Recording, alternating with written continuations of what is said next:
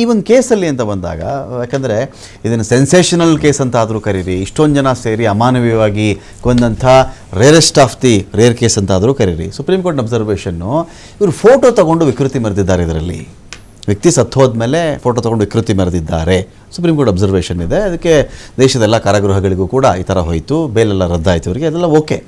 ಈಗ ಇದೀಗ ರೇಣುಕಾ ಸ್ವಾಮಿ ಪರ್ಸೆಪ್ಷನಲ್ಲಿ ನಾವು ಮಾತಾಡೋದಾದರೆ, ದುರ್ಗದಿಂದ ಆ ಮನುಷ್ಯ ಬಂದ, ಆ ಶೆಡ್ಡಲ್ಲೆಲ್ಲೋ ಆ ಹುಡುಗನ್ನ ಇಟ್ಟಿದ್ದರು.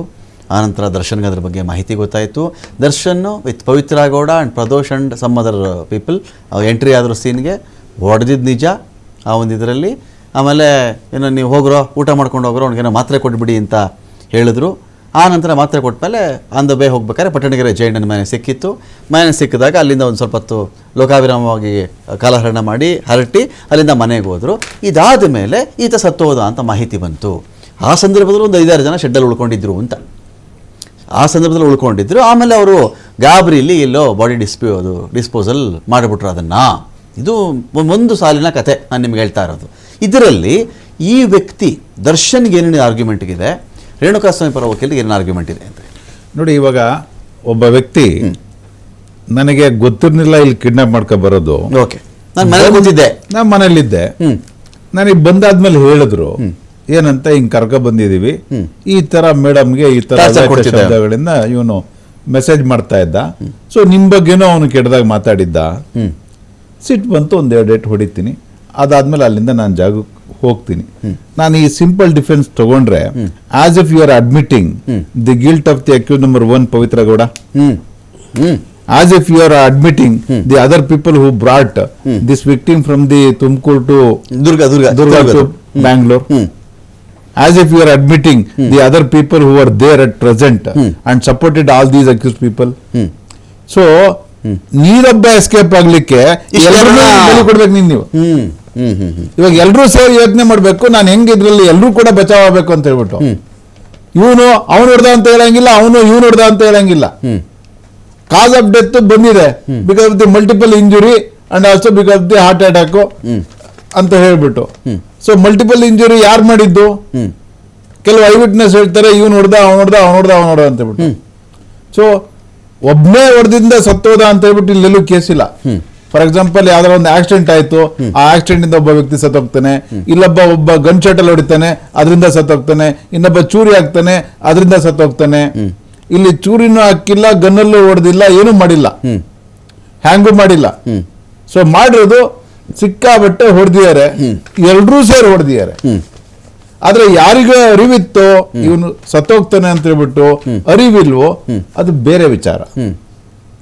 ಆದ್ರೆ ಅಲ್ಲಿ ಒಬ್ಬ ವ್ಯಕ್ತಿ ಸತ್ತೋಗಿದ್ದಾನೆ. ನಾನು ಹೊಡೆದು ಬಂದಿದ್ದು ಹೌದು, ನಾನು ಬಂದಾಗ್ಲೂ ಆ ಮನುಷ್ಯ ಚೆನ್ನಾಗಿದ್ದಾರೆ ರೇಣುಕಾ ಸ್ವಾಮಿ, ಅವನಿಗೇನು ಆಗಿರಲಿಲ್ಲ, ಅವನು ಸತ್ತಿರಲಿಲ್ಲ, ಊಟ ಮಾಡುವಂತ ನಾನೇ ಹೇಳಿದೆ, ಟ್ಯಾಬ್ಲೆಟ್ ನುಂಗು ಅಂತ ನಾನೇ ಹೇಳಿದೆ, ನಾನು ಮನೆಯಿಂದ ಶೆಡ್ಡಿಂದ ಆಚೆ ಬಂದ್ಮೇಲೆ ಅವ್ನು ಸತ್ತೋಗಿದ್ದಾನೆ, ಇದಕ್ಕೆ ನಾನು ಹೊಣೆ ಮಾಡ್ಬೋದಾ ಸ್ವಾಮಿ ಅಂತ ಇದೇ ಮನುಷ್ಯ ನಾಳೆ ಕೋರ್ಟಲ್ಲಿ ಕೇಳಿದ್ರೆ ಅವನು ಹೊಡೆದಂತ ಅಪರಾಧಗಳಿಗೆ ಅವನು ಏನು ಒಪ್ಕೋತಾನೆ. ಓಕೆ, ಇಲ್ಲಿ ಎಲ್ಲ ಸಾಕ್ಷಿಗಳು ದರ್ಶನ್ ಅಂತಾನೆ ಇಟ್ಕೊಳ್ಳಿ, ಅದಕ್ಕೆ 3 ವರ್ಷ ಪನಿಷ್ಮೆಂಟ್ ಇದೆ. ಓಕೆ, ಆಯ್ತಾ? ಹಲ್ಲೆಗೆ ಬೈದಿದ್ರೆ ಅದಕ್ಕೊಂದು ಪನಿಷ್ಮೆಂಟ್ 1 ವರ್ಷ ಅನ್ಕೊಳ್ಳಿ. ಸೊ ಇದಿಷ್ಟಕ್ಕೆ ಮಾತ್ರ ಅವ್ರ ಪನಿಷ್ಮೆಂಟ್ಗೆ ಅರ್ಹರು ಅಂತ ಹೇಳ್ಬಿಟ್ಟು ಅವ್ರು ಬಚಾವಾಗ್ಲಿಕ್ಕೆ ಪ್ರಯತ್ನ ಪಟ್ರೆ, ಓಕೆ, ಸೊ ಅವ್ರಿಗೋಸ್ಕರ ಯಾರ್ಯಾರು ಇವಾಗೆಲ್ಲ ಕೆಲಸ ಮಾಡಿದ್ರಲ್ಲ, ಸೊ ನೀವು ಅವ್ರನ್ನ ಬಲಿ ಕೊಟ್ಟಂಗೆ. ಅವ್ರ ಕತೆ ಮುಗಿತಾರೆ. ದರ್ಶನ್ ಸಾಯಿಸಿಲ್ಲ, ಇವರೆಲ್ಲರೂ ಸಾಯಿಸ್ಕೊಂಡು ಸಾಯಿಸಿದ್ದಾರೆ. ಹೌದು. ಈಗ ಯಾರಾದ್ರೂ ತ್ಯಾಗ ಮಾಡ್ಲಿಕ್ಕೆ ಅಲ್ಲಿ ಇದಾರ ಆ ತರ? Okay, no. ದರ್ಶನ್ ಅವ್ರು ಏನು ಮಾಡಿಲ್ಲ, ನಾನು ಒಬ್ಬನೇ ಬಂದು ಹೊಡೆದಿದ್ದು, ನಾನೇ ಮಾಡಿದ್ದು ಅಂತ ಹೇಳ್ಬಿಟ್ಟು ಯಾರು ರೆಡಿ ಇಲ್ಲ. ಯಾಕಂದ್ರೆ ಇವಾಗ ಇಷ್ಟೊತ್ತಿಗೆ ಎಲ್ರಿಗೂ ಜ್ಞಾನದೇ ಆಗೋಗ್ಬಿಟ್ಟಿದೆ.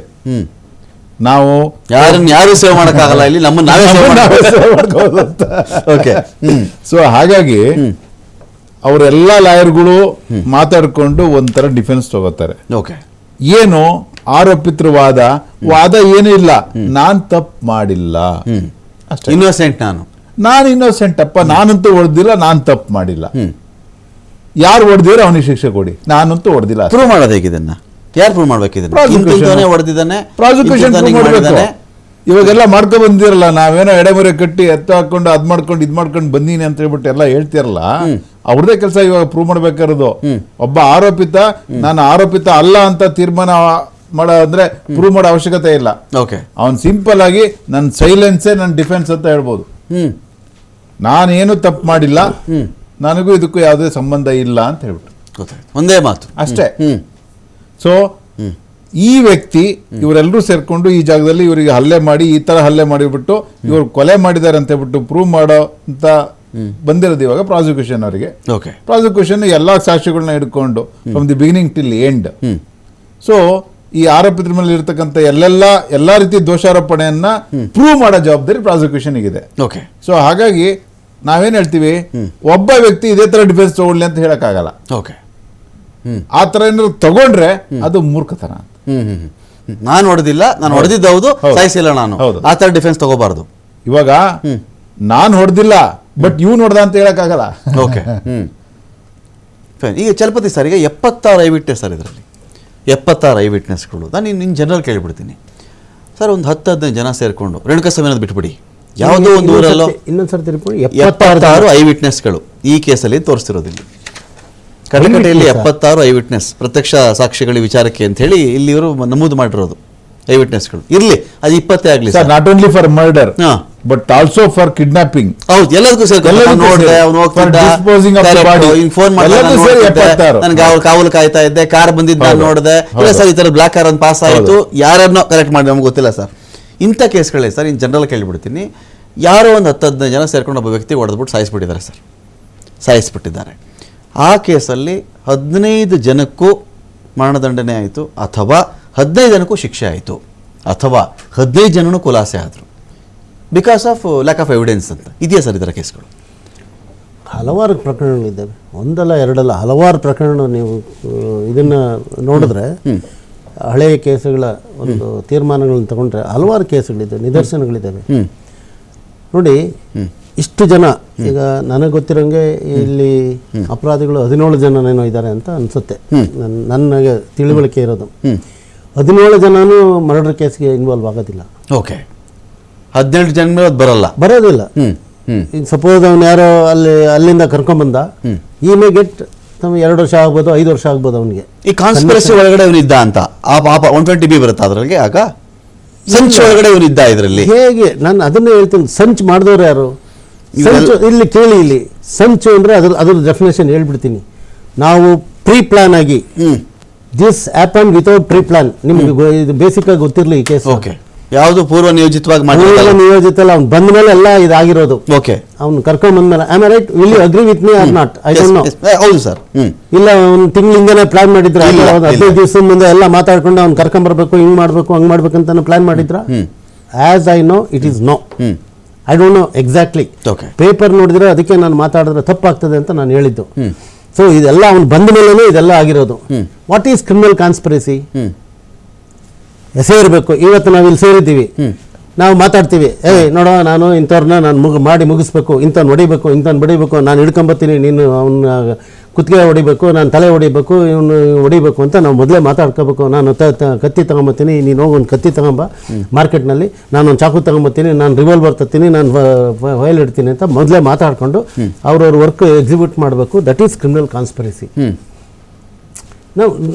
ನಿಮಗೆ ಏನಂದ್ರೆ you go through with the definition, you will come to know. Okay, so section to section. ಹೌದು, ಹಾಗೆ ಇದು ಟ್ರಾವೆಲ್ ಆಗುತ್ತೆ. ಇದನ್ನು ಒಂದೊಂದೇ ಸೆಕ್ಷನ್ ಹೊಡೆಯಕ್ಕೆ ಟ್ರೈ ಮಾಡ್ತಾರೆ, ಒಂದೊಂದೇ ಸೆಕ್ಷನ್ ಪ್ರೂವ್ ಮಾಡಬೇಕು ಅಂತ ಟ್ರೈ ಮಾಡ್ಕೊಂಡು. ಹೌದು, ಅದನ್ನ ಮಾಡೋದು. ಕೇಸಲ್ಲಿ ಕಾನ್ಸ್ಪಿರಸಿ ಆಗಿರೋದು ಒಬ್ಬ ವ್ಯಕ್ತಿನ ನಾನು ಚಿತ್ರದುರ್ಗದಿಂದ ಬೆಂಗಳೂರಿಗೆ ಹೆಂಗ್ ಕರ್ಕ ಬರಬೇಕು ಅಂತ ಹೇಳ್ಬಿಟ್ಟು. ಓಕೆ, ಉದ್ದೇಶ ಕೊಲೆ ಮಾಡೋ ಉದ್ದೇಶನೋ ಇಲ್ವೇ ಇಲ್ಲ. ಅದು ಕೊಲೆ ಮಾಡ್ತಾರೆ ಅಂತ ಅವನೇನು ಹೇಳಿದ್ರೆ ಅವ್ನು ಖಂಡಿತ ಕರ್ಕೊಂಡ್ ಬರ್ತಿರ್ಲಿಲ್ಲ.